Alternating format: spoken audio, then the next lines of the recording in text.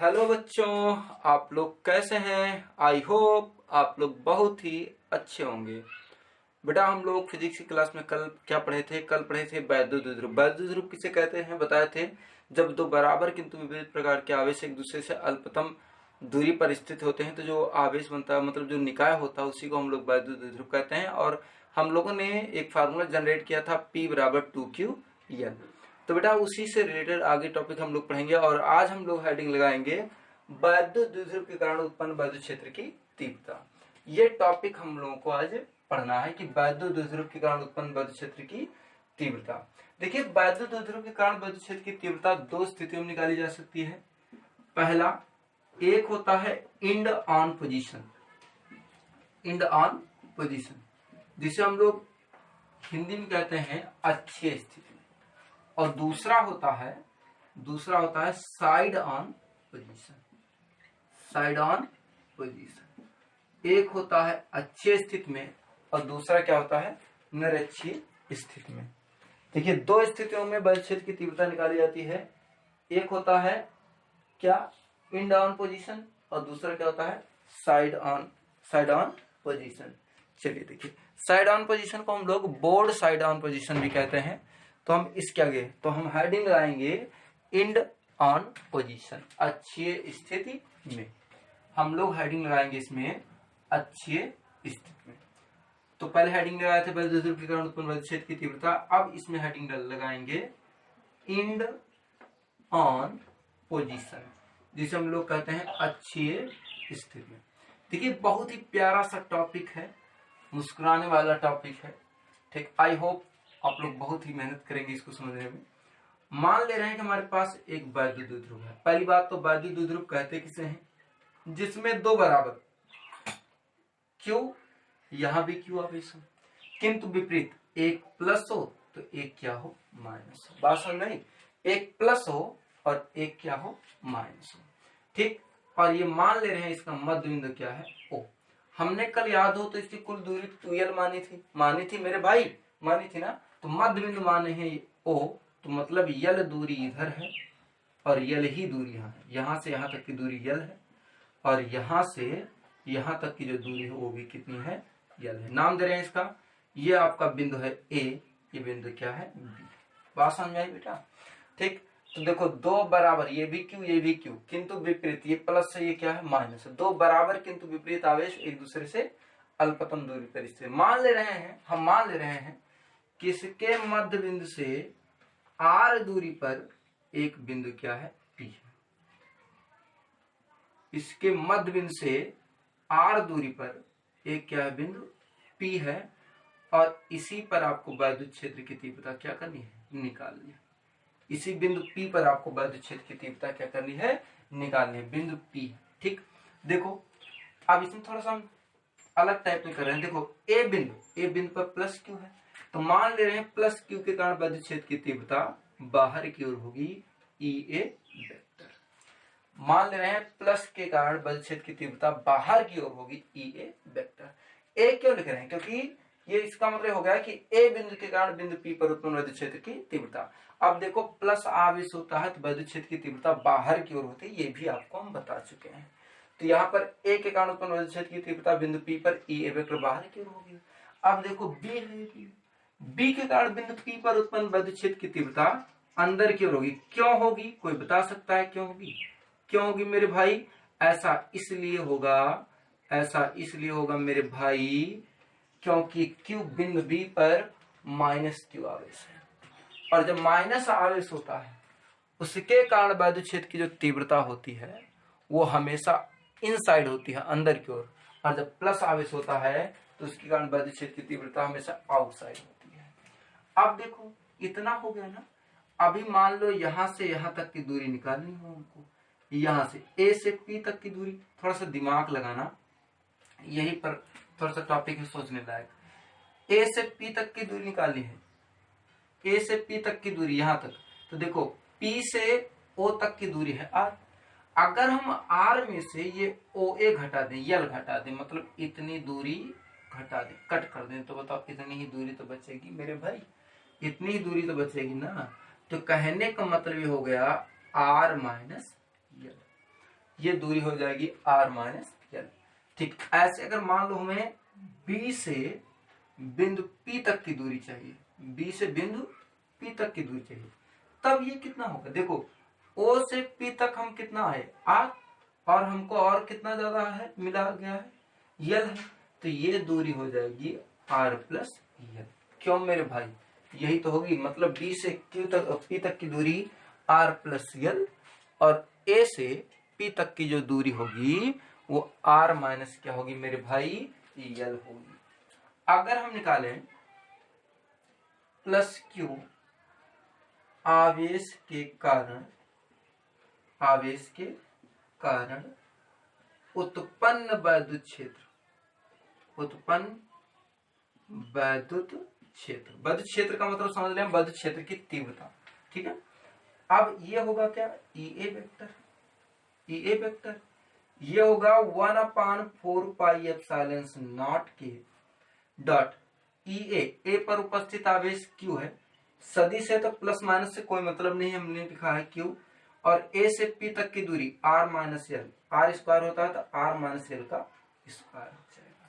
ठीक, अब देखो A से P तक की दूरी हम लिए हैं, चाहे लिखो AP का स्क्वायर चाहे AP का मान डायरेक्ट लिख दो r माइनस यल, हमने केवल मान रखा है r माइनस यल।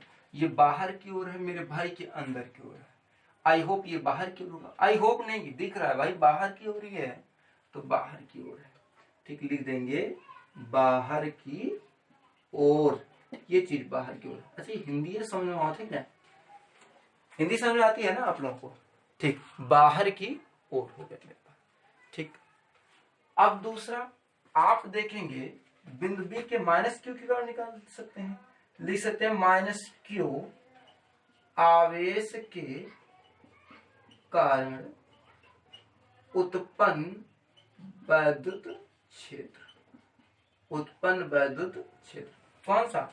माइनस Q आवेश के कारण उत्पन्न वैद्युत क्षेत्र, माइनस Q यही तो है, इसके कारण बिंदु P पर उत्पन्न वैद्युत क्षेत्र, तो ये क्या है? B है, तो लिख सकते हैं EB वेक्टर इक्वल टू 1/4πε0 के, ये तो सार्वजनिक कांस्टेंट है, ये माइनस Q है लेकिन सदिश राशि है तो माइनस तो रखना नहीं है, इसलिए Q रखेंगे, बटे B से P पर निकाल रहे हैं तो B और P के बीच की दूरी r प्लस यल, तो बटे r प्लस यल का होल स्क्वायर मेरे भाई। और ये देखो EB की दिशा किसकी ओर है? अंदर की ओर है, तो इसकी जो दिशा है वो किसकी ओर होगी? अंदर की ओर होगी। इसकी जो दिशा है मेरे भाई वो किसकी ओर होगी? अंदर की ओर होगी। ठीक, अगर कहीं पर दो सदिश राशियां हों और उससे कोई मिलता जुलता हम लोग सदिश निकालते हैं तो हमेशा उन दोनों का साझक होता है, मतलब उन दोनों का रिजल्टेंट निकालते हैं, परिणामी। तो वैसे इसमें भी देखो एक सदिश है EA वेक्टर और दूसरा सदिश है EB वेक्टर। एक सदिश आपका है EA वेक्टर और दूसरा सदिश मेरे भाई क्या है? EB वेक्टर है। इन दोनों का हमें परिणामी निकालना है, किसका? EA वेक्टर और EB वेक्टर का। इन दोनों का परिणामी कैसे निकालेंगे हम लोग? आप देखोगे तो लिख सकते हैं बिंदु P पर, सॉरी हम लिख सकते हैं बिंदु P पर परिणामी वैद्युत क्षेत्र की तीव्रता है, वैद्युत क्षेत्र की तीव्रता है। ठीक, किस पर?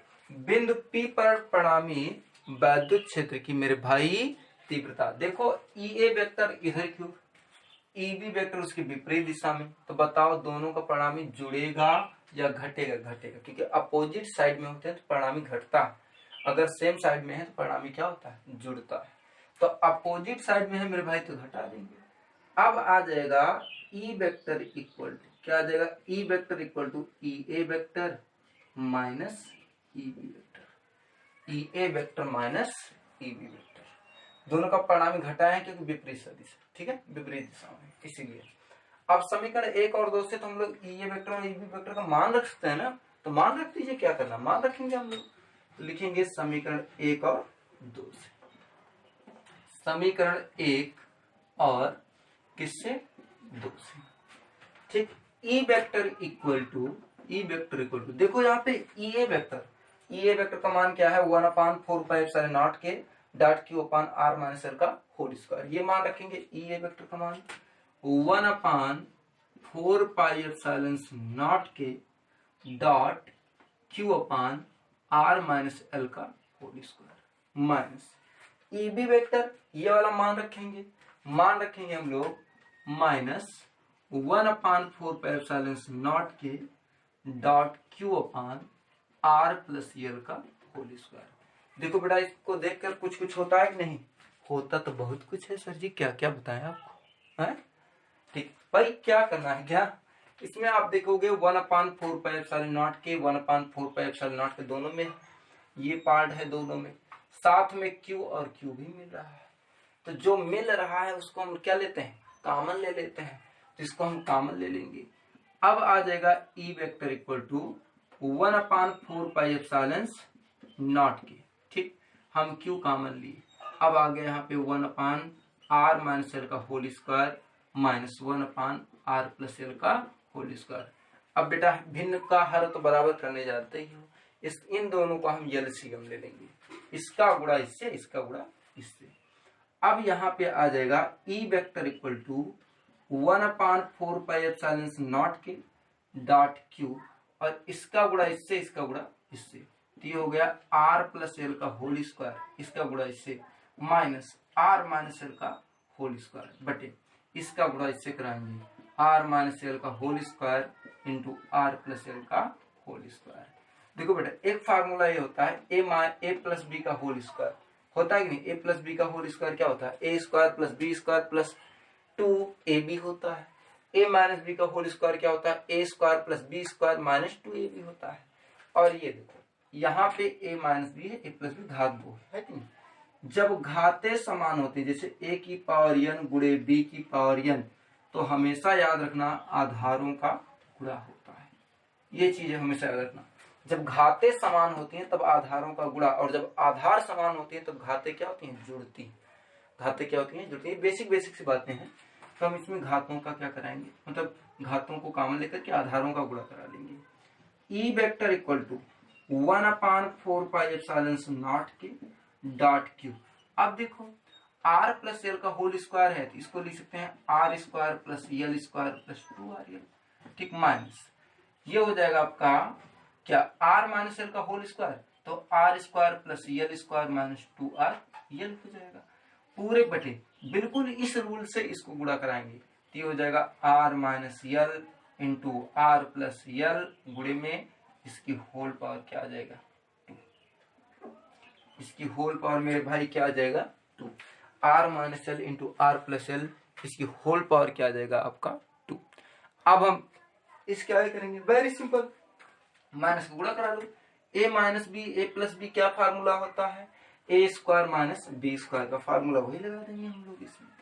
अब यहाँ पे आ जाएगा मेरे भाई ई वेक्टर इक्वल टू 1/4 के डॉट क्यू, यहाँ पे हो जाएगा R square plus L square plus 2rl minus R square minus L square minus minus plus 2rl, अब पूरे बटे आ गया A minus B A plus B A square minus B square R square minus L square का whole square, घात ये भी तो 2 था, whole square R square L square गया कैंसिल हो गया, 2 ये 2 2 वो 4 होता है 4, तो यहाँ पे ई वेक्टर इक्वल टू हो जाएगा 1/4 के, तो यहाँ पे लिख सकते हैं q गुणे 4rl बटे R square minus L square का होल स्क्वायर। मेरे भाई ये दोस्त देखो यही आएगा कि नहीं आएगा, समझ में आ रहा है ना, समझ में आ रहा है, इधर का मिटा दूं, समझ में आया, ठीक है बेटा। फिर आगे देखते हैं इसके, चलो देखते हैं इसके आगे, इसको मिटा दें फिर इधर side on position in on position, ठीक है। इसके आगे देखते हैं भाई क्या हम लोगों ने जनरेट किया है, हम लोगों ने डेरिवेशन किया है इसका ई वेक्टर इक्वल टू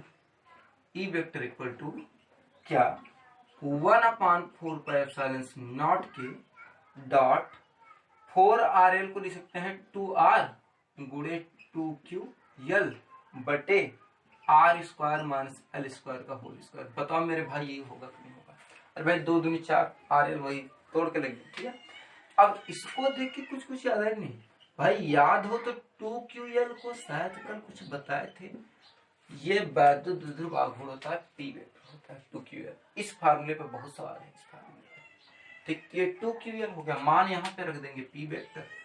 अब आ जाएगा E vector equal to 1/4 pi epsilon naught के डॉट 2R, और यहाँ लिख देंगे P vector upon R vector R square minus L square का होल स्क्वायर। इतना हो जाए। L is less than R हो तो याद हो डिफिनेशन में क्या कहते हैं वैद्युत ध्रुव आघूर्ण की? वैद्युत ध्रुव की डिफिनेशन में हमने क्या कहा था? जिसमें दो बराबर किंतु विपरीत आवेश एक दूसरे से अल्पतम दूरी पर मेरे भाई क्या हो? स्थित हो। एक तो भैया अल्पतम दूरी 2L ली थी, उसकी हम आधी किए तो और छोटी हो गई, और उसका जब वर्ग करोगे ना, जब दशमलव में कोई संख्या हो उसका जब हम लोग वर्ग करते हैं तो वो संख्या बढ़ती नहीं है, बल्कि वो संख्या और क्या हो जाती है? छोटी हो जाती है। जैसे 1/2 का वर्ग मेरे भाई करोगे 1/4, क्या 1/2 से बड़ा होगा? नहीं, वो छोटी ही होती जाती है। तो वैसे ही कहने का मतलब ये हो गया। तो क्या हो गया? तो वही लिखे हैं L is less than R. L का मान आर की तुलना में इतना छोटा हो तो लगभग क्या हो? नगण्य। तो का मतलब हो गया तो L स्क्वायर और भी क्या होगा? सूक्ष्म होगा, सूक्ष्म होगा।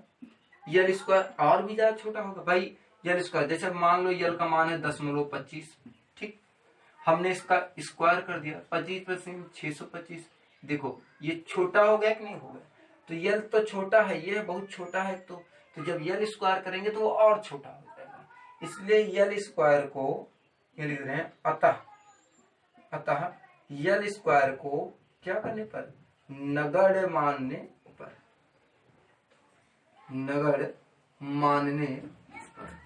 ठीक। इसलिए हम L स्क्वायर को नगण्य ही मान लेंगे। नगण्य मतलब लगभग 0, इसको हटा देंगे, कोई मतलब नहीं है, ठीक। तो आपका फार्मूला हो जाएगा E vector equal to 1/4 pi epsilon naught के dot 2 R P vector upon, यहाँ पे बचा R स्क्वायर माइनस, भाई माइनस कोई मतलब नहीं है, R स्क्वायर बचेगा, R स्क्वायर की घात 2 है, 2 की घात 2 2 दूनी 4, 4 से R कैंसिल हो जाएगा, तो आ जाएगा E vector equal to 1/4 pi epsilon naught की डॉट 2P वेक्टर अपान 4 था R क्यूब हो गया। यही हो गया न्यूटन पर क्या आ जाएगा? कूलम आ जाएगा। यही होगा मेरे भाई कि नहीं होगा? यही होगा कि नहीं? ठीक, समझ में आया फार्मूला?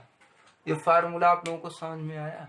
ठीक, अब देखो समझ लो, ई वेक्टर को हम लोग वैद्युत क्षेत्र की तीव्रता कहते हैं, 4 पाई कांस्टेंट है, एप्सिलॉन नॉट को निर्वात की विद्युतशीलता कहते हैं, के को माध्यम का परावर्तन कहते हैं, पी वेक्टर को वैद्युत ध्रुव आघूर्ण कहते हैं, आर को बीच की दूरी कहते हैं। बात समझाया?